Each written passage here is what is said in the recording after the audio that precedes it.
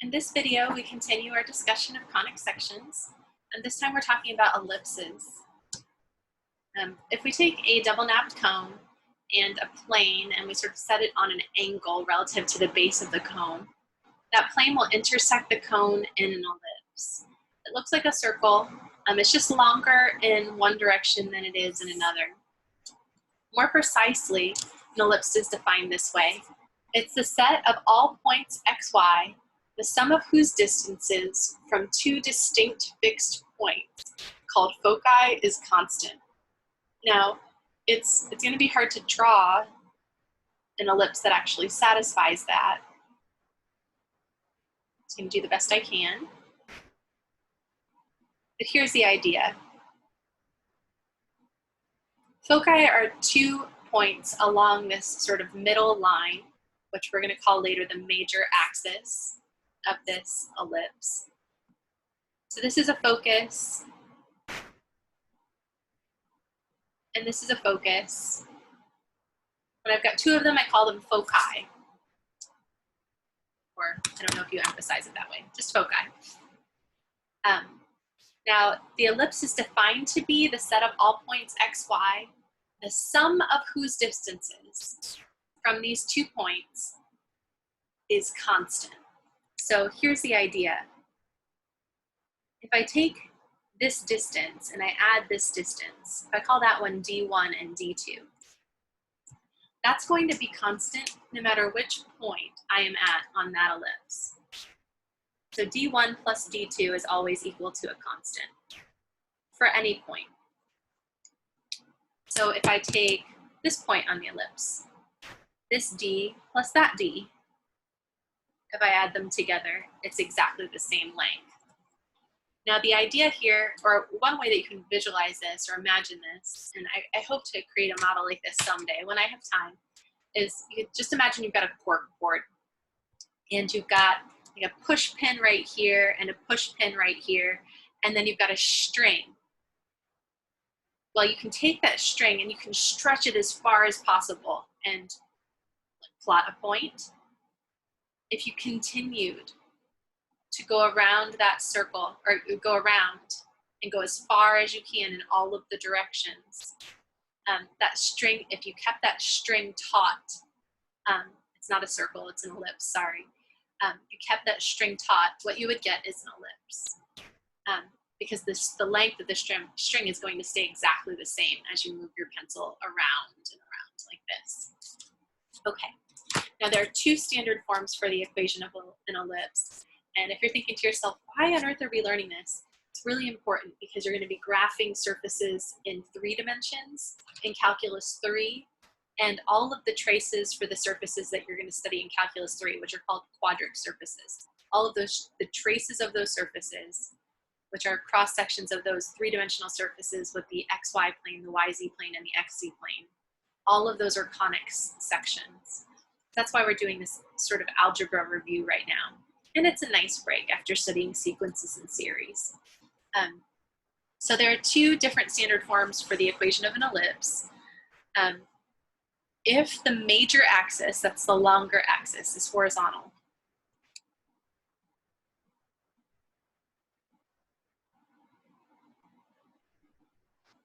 or in other words, it's longer in the x direction,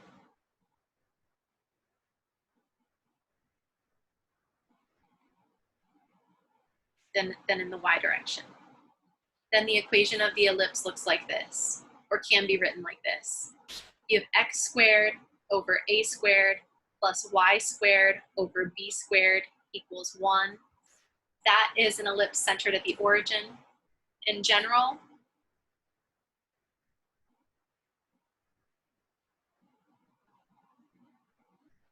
if your ellipse is centered at HK,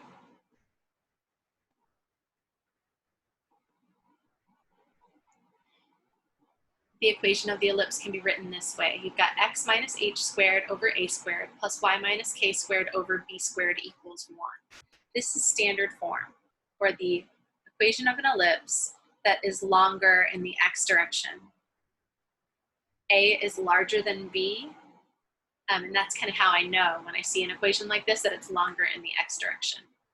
So let's graph it, something like this. So let's say that our center is over here at HK, and that's our center point.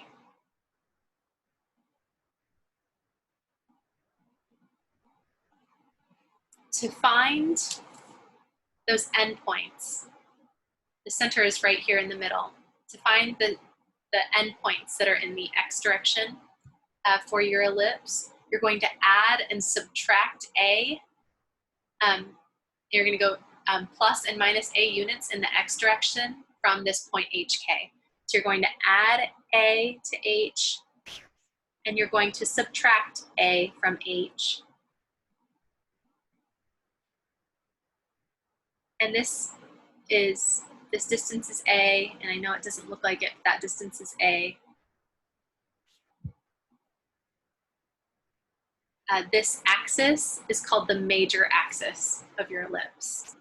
Now, since the b squared is under the y, you're going to go plus and minus b units from the center in the y direction.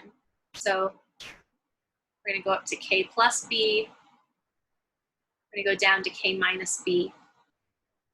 And you'll have something like this.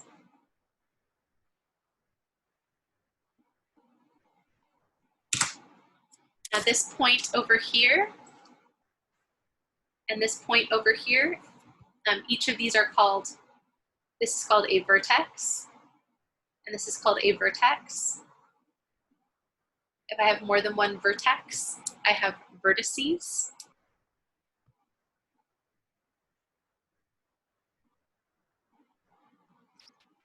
So I have vertices at h plus a k and h minus a k. Now again, I don't memorize this, I just remember the geometry. Remember, I'm plotting the point at hk, and I add and subtract a units in the x direction because the a is under the x. And then to find these other 2 points, they don't have a special name, they're not called vertices. You add and subtract b units in the y direction. This distance from here to here, or that line segment from there to there, is called the major axis of the ellipse. And this line segment from the bottom to the top that goes through the center of the ellipse,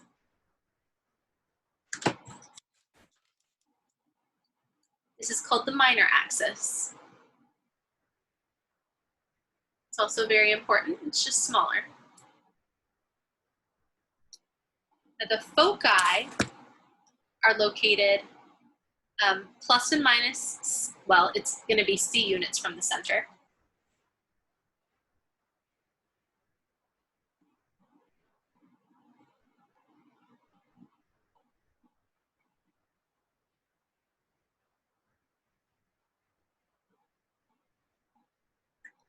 And c satisfies this equation, where c squared is equal to a squared minus b squared. And remember that distance from a point onto the ellipse, or the distance from one focus to a point on the ellipse to the other focus, that distance plus that distance is constant with an ellipse, no matter which point you're at. This distance plus this distance plus this distance, this distance plus this distance. It's like you took that string and you made it taut, and then you used that to trace out your ellipse in the first place. Okay, so your foci, you go c units from this point, and and these are also on the major axis. So it's on the long axis.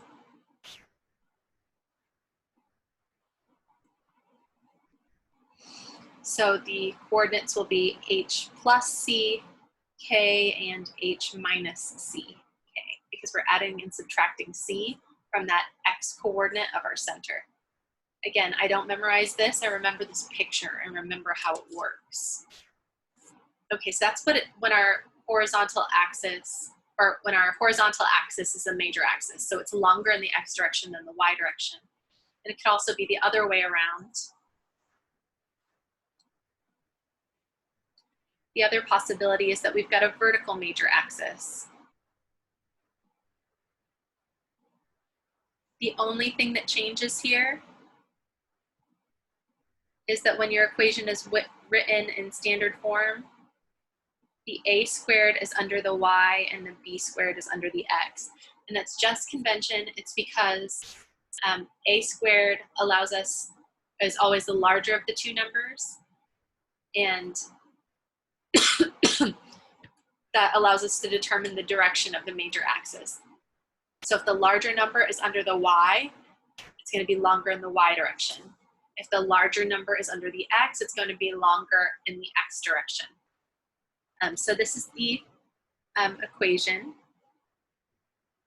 And c squared is still a squared minus b squared. Always take the larger number and subtract the smaller number.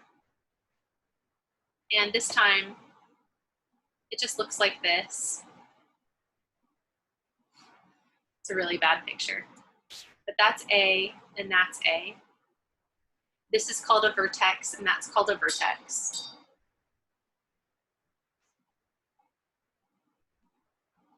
This is called the center. If you go A units or C units from the center, this distance is C, then you're located at foci. That's a focus, and that's a focus. Plural, that's foci. And we go plus and minus B units in the x direction because the B is under the x to get the minor axis. So this is the major axis. It contains the center, the two vertices, the two foci, and then we've got the minor axis that goes the other way. So as you can imagine, there's going to be a lot of completing this square, and often there's not a 1 on this side, so you'll have to do a little bit of algebra to make the equation look like this. But then it's pretty simple. Often what you're given is an equation, and you're asked to write it in standard form and then graph it, and then maybe identify some of these things. Or sometimes the problems are posed the other way, where you're given some of this information, and you're asked to find the equation of the ellipse. Let's do 2 of those examples.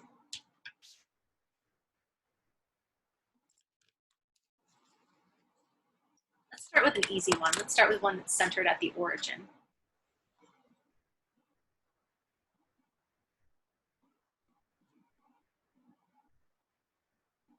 And it's already in standard form. Isn't that nice? Okay, so I'm comparing this to this equation and the other equation. Notice the larger number is under the y. So we're going to have a vertical major axis. In other words, we're just saying it's longer in the y direction. And since we're not subtracting anything from the x or the y, there's no h or k there. H and k must be 0, 0.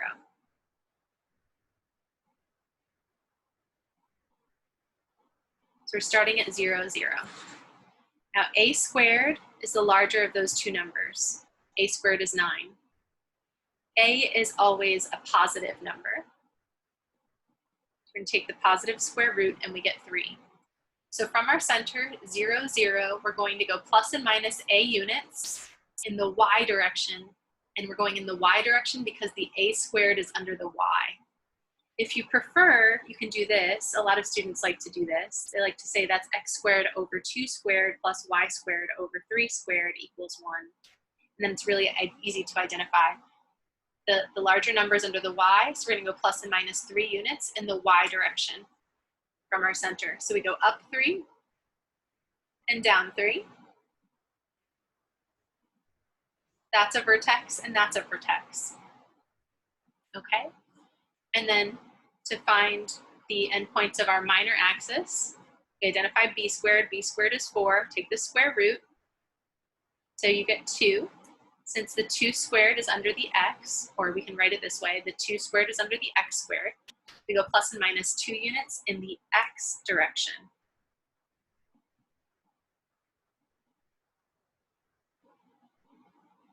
And roughly, that's our ellipse.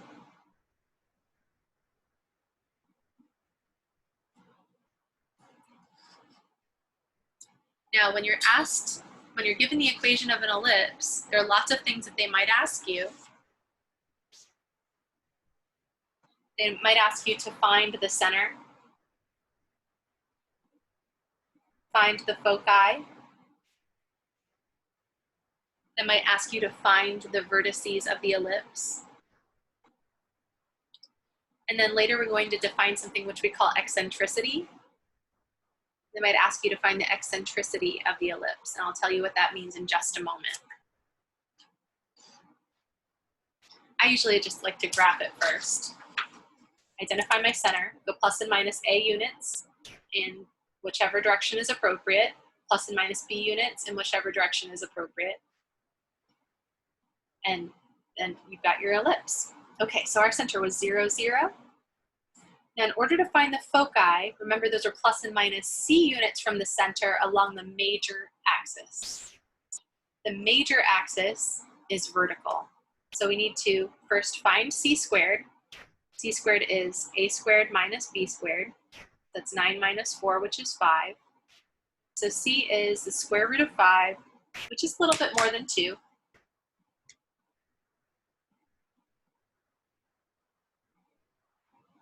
So about 2.2, approximately. What does that mean?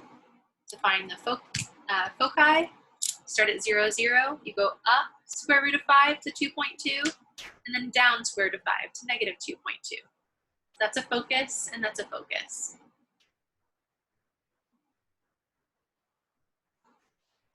So we have foci at x equals 0, y equals plus or minus square root of 5. The vertices are at x equals 0, y equals plus or minus 3. Okay, now I wanted to draw this picture so that I could draw your attention back to the original definition of an ellipse. An ellipse is the set of all xy, or all points xy, the sum of whose distances from the foci is constant. So if this is my focus and this is my focus, what that's saying is, if I go to any point on my ellipse, this distance plus this distance is a fixed number. And this distance plus that distance is the same fixed number. And this distance plus that distance is the same fixed number. It's like we took that one piece of string which had a finite length, a well-defined length. It's not getting longer or shorter as we're doing this. And then we just moved our pencil all the way around, keeping that string as taut as possible, and that gave us this ellipse. Okay, now from this equation, it's obvious that c squared has to be less than a squared, because I took a squared and I subtracted b squared in order to get c squared, and b squared is always positive. So c squared has to be less than a squared, and if a and c are both positive all the time, what that tells us is that c has to be between 0 and a. If I divide all three parts of this inequality by a, I get this.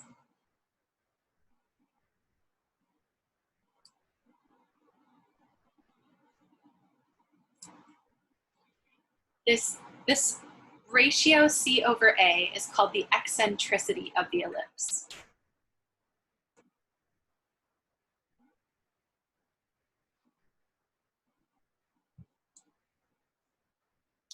If you're saying, okay, well, what on earth does that mean? If this is small, if this ratio is close to 0, then this ellipse is nearly circular.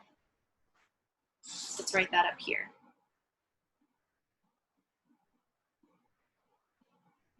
So the eccentricity looks like E. It's not 2.7 approximately. It's just another variable which represents this ratio C over A. If the eccentricity is nearly 0, the ellipse is nearly circular.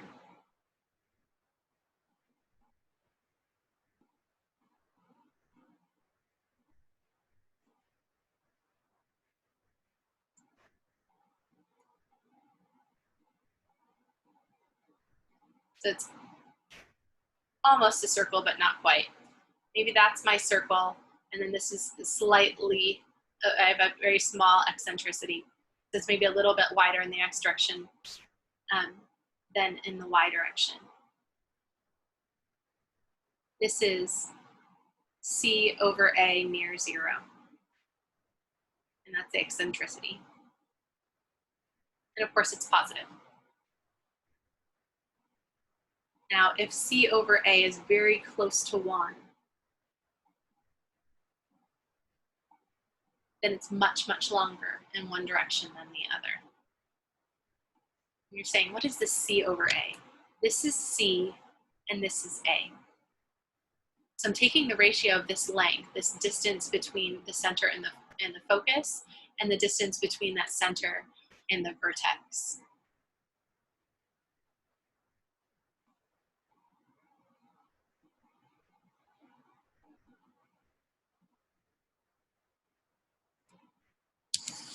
Okay. So this is large eccentricity, or eccentricity near 1, and this is small eccentricity. It's nearly circular to very, very elongated. In this case, our eccentricity is C over A, which is square root of 5 over 3.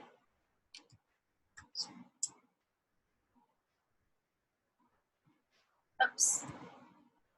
Put that all under the square root, I didn't mean to. Square root of 5 divided by 3.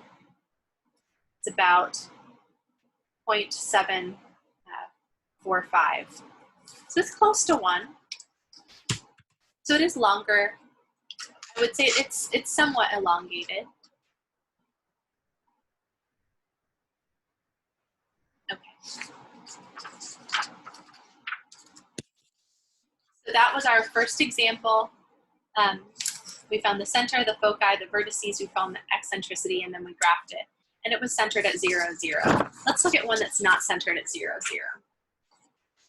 As you can imagine, we're going to be completing a lot of squares.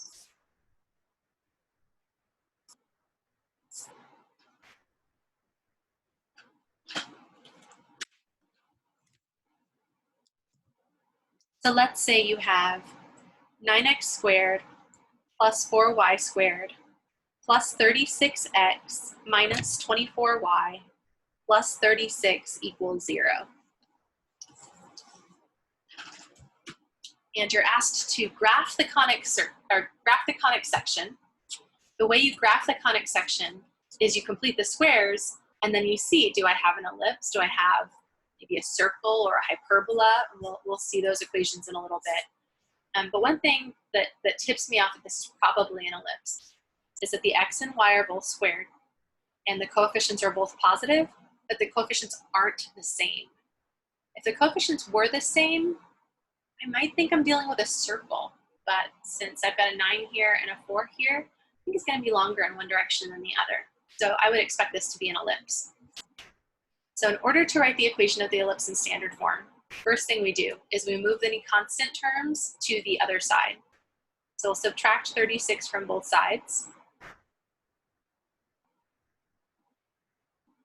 And then we'll group the x terms together and the y terms together. So I've got a 9x squared here and a 36x.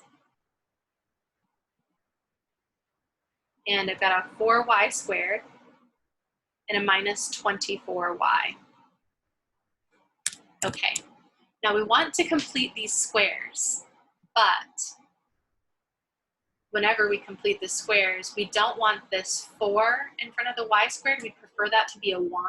And we don't want this 9 in front of the x squared. We want the squared terms to have a positive 1 as their coefficient.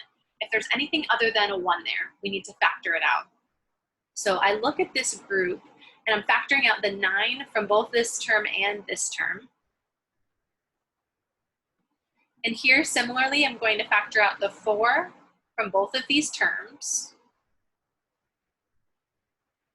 And then I say to myself, 9 times what gives me 9x squared? It's just x squared.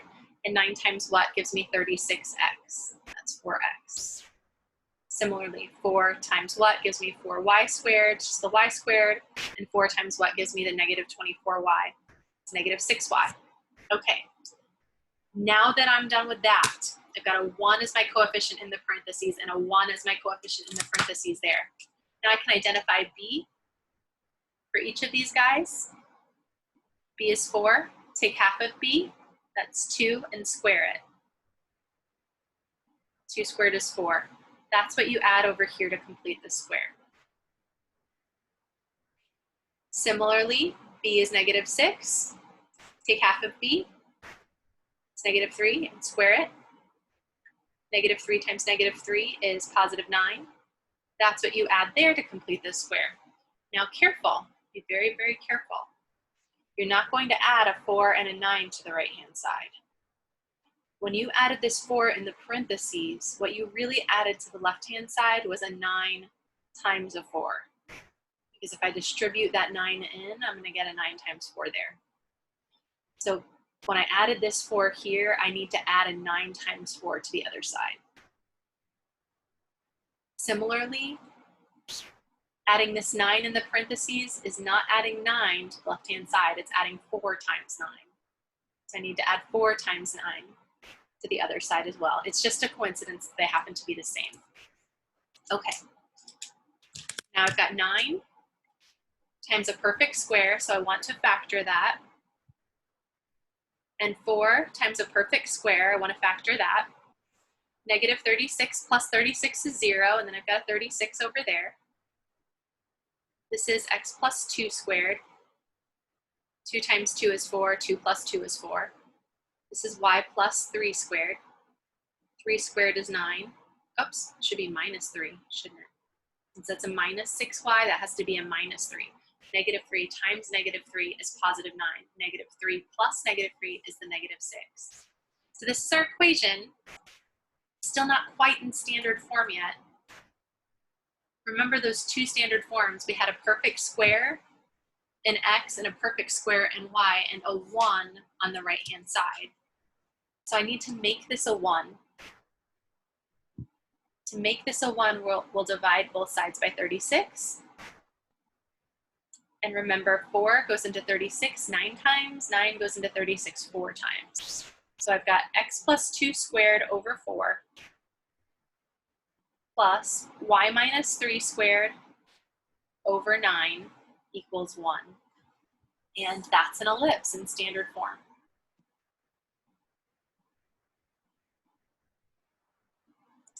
Now, since the number under the y is larger, that means our ellipse is going to be longer in the y direction. And a squared is the larger number in the denominator. B squared is the smaller number in the denominator. I'm going to take the square root of both of those.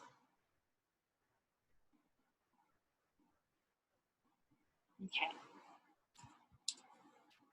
So we've got our equation in standard form. After you've identified A and B in the center of the ellipse, that's enough to start graphing your ellipse. Now that center is usually denoted by H and K. You want to take the opposite sign of what you see there. Since I have a +2 here, my H is -2. Since there's a -3 showing there, K is +3. Since that's positive, I make that negative. Since that's negative, I make that positive. Okay, so we want to plot the point x equals -2, y equals 3.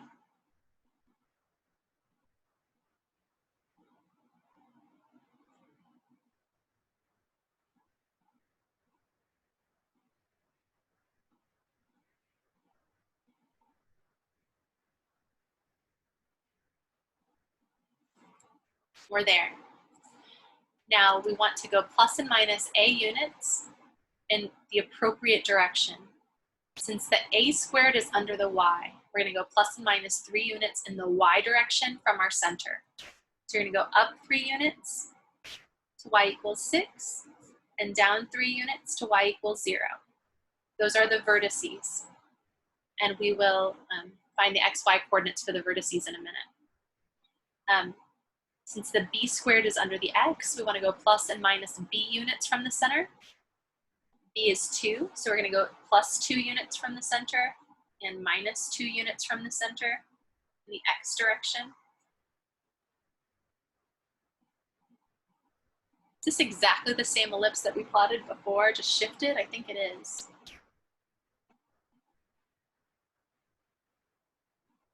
Okay, so that's our ellipse. So typically you're asked to find the center of the ellipse, Find the equation of the ellipse in standard form. We did. What else might they ask? They might ask for the vertices.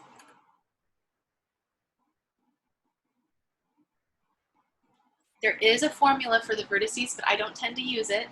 I'm just going to remember that this is -2, 3. To find my vertex, my x value stayed the same, and then I added 3 to my y's. Or I added 3 to the y to get this one. So one vertex is -2, 6. The other vertex is down here at -2, 0. Okay, so I've done that part. What else do they often ask for? They often ask for foci. In order to find foci, you have to identify C squared first. And then once you have C, you're going to go plus and minus C units from the center. C squared is A squared minus B squared. A is the larger of those two numbers. So A squared is 9, B squared is 4. So we get C squared equals 5. So C equals square root of 5, which is 2.2. We've done this before, remember? It was very similar on that last example. It was actually exactly the same A and B under the X and Y, which is centered at 0, 0 instead of -2, 3. Okay, so we're going to go square root of 5 units from the center in that longer direction, which is in the Y direction. So we're going about 2.2 units in the Y direction, up 2.2, and about down 2.2 from those 2 points. So the X coordinate here is -2. The Y coordinate is given by 3 plus square root of 5. So it's about 3 plus 2.2. It's about 5.2 approximately. But really the exact answer is 3 plus C. And here I've got 3 minus C. So X equals -2, Y equals 3 minus square root of 5 is the other focus. So -2, 3 plus root 5 is a focus, and -2, 3 minus root 5 is the other focus. So focus number 1, focus number 2, those together are called foci. We found the vertices, we found the center, we found the foci, and we might want to find the eccentricity.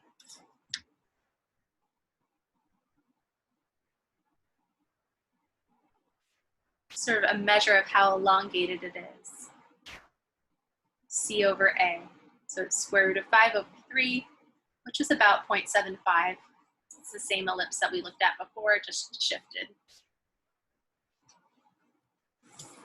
Okay, so that's one example involving an ellipse. Now sometimes, rather than giving you the equation of an ellipse and asking you to write it in standard form and asking you for all this information and then asking you to graph it, sometimes instead of doing that, they will give you some information and ask you to find the equation and the graph. So here is an example in which we do that.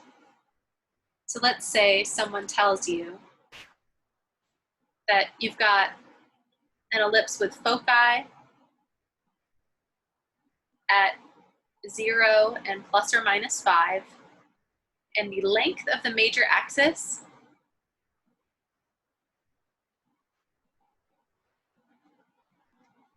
is 14. Say, ooh, okay, what does that mean? Well, let's sketch it and figure it out. I think these are fun. It's like drawing, I guess. So we're gonna go plus and minus 5 units in the X direction. Or excuse me, I did that wrong, didn't I? X is 0, Y is plus or minus 5.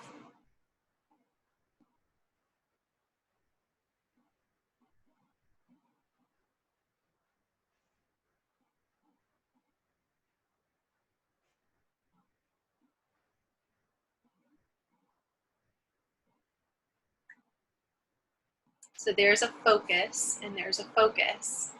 Now remember, the center is halfway in between those. Halfway in between -5 and 5 is clearly 0, 0. So we can state right now that the center is 0, 0. C is 5 because the foci are always C units from the center. And we're told the major axis has length 14. Now in general, the major axis has length 2a. It's going to be a on one side and a on the other side. So if I take that 14 and I divide by 2, I'll get a. So a has to be 7. So we're going to go plus and minus 7 units in the same direction that we go to find the foci. So we're going to go plus and minus 7 units in the y direction because the foci are on a vertical line like this. So that's a vertex at positive 7, y equals positive 7, and that's a vertex at negative 7.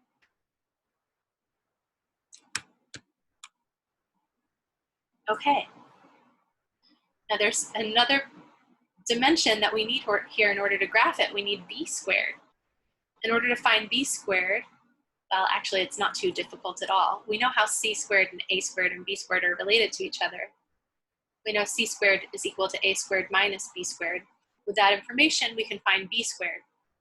So I can take c and square it.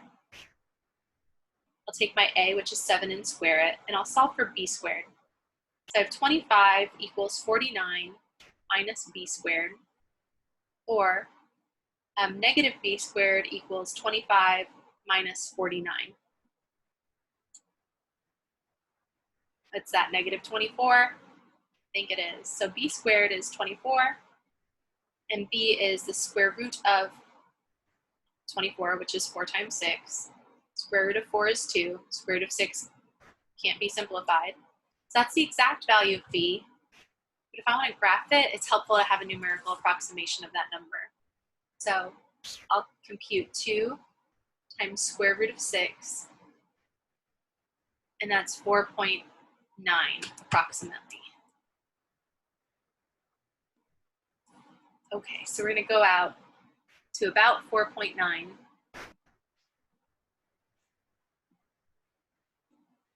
In both directions.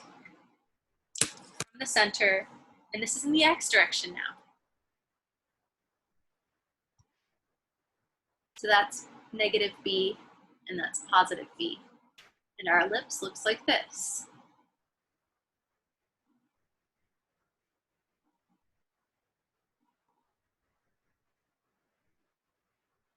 So a is 7, c is 5, and b is also 5. No, excuse me, b is 2 times the square root of 6. So this is b. This length, that's a, and that's 7. C is 5, and the center is 0, 0. So with this information that they gave us, just this part, we were able to find the center, we were able to find the vertices, we're able to identify A and B. We could write the equation in standard form. We can also find the eccentricity. So let's write the equation in standard form. It's x minus h squared over a squared plus y minus k squared over b squared equals 1. The center is 0, 0.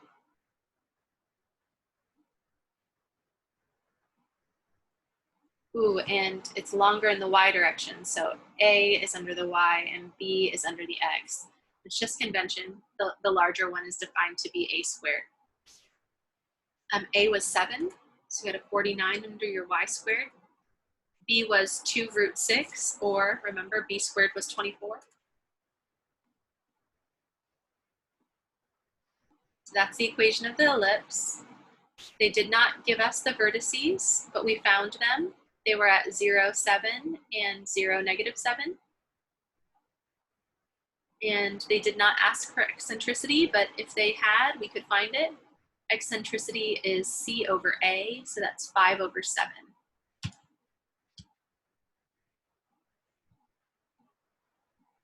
And that's about 71%, 0.71. Closer to 1, it's sort of long. It's less circular and more elongated as an ellipse.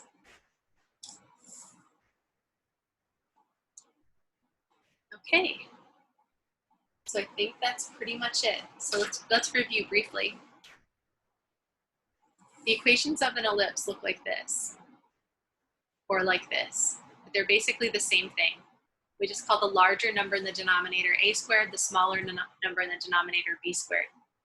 If it's larger in the x direction, the horizontal, or if it's the larger number is under the x, it's longer in the x direction. If the larger number is under the y, the graph is longer in the y direction. And c squared is the larger denominator minus the smaller denominator. Take the square root of that, that gives you c. C allows you to find the foci. You go plus and minus c units from the center along the major axis, that's the longer axis, to find the foci. The vertices are at the end of the major axis, and we don't have a name for these guys, but you also have 2 points that come from going plus and minus b units from the center along that other axis, which we call the minor axis. And then one more thing. This is the definition of the ellipse. Remember, it's a set of all points x, y, the sum of whose distances from 2 fixed points is constant, and those points are called foci.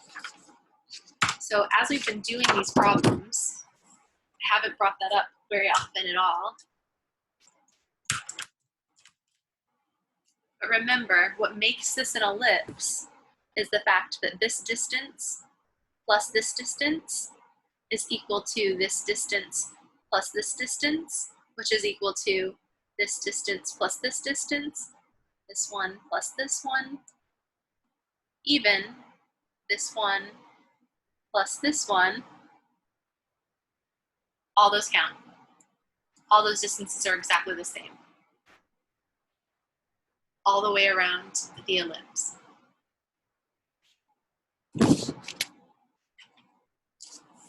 Okay, that's it for ellipses. In the next video, we'll look at a different conic section.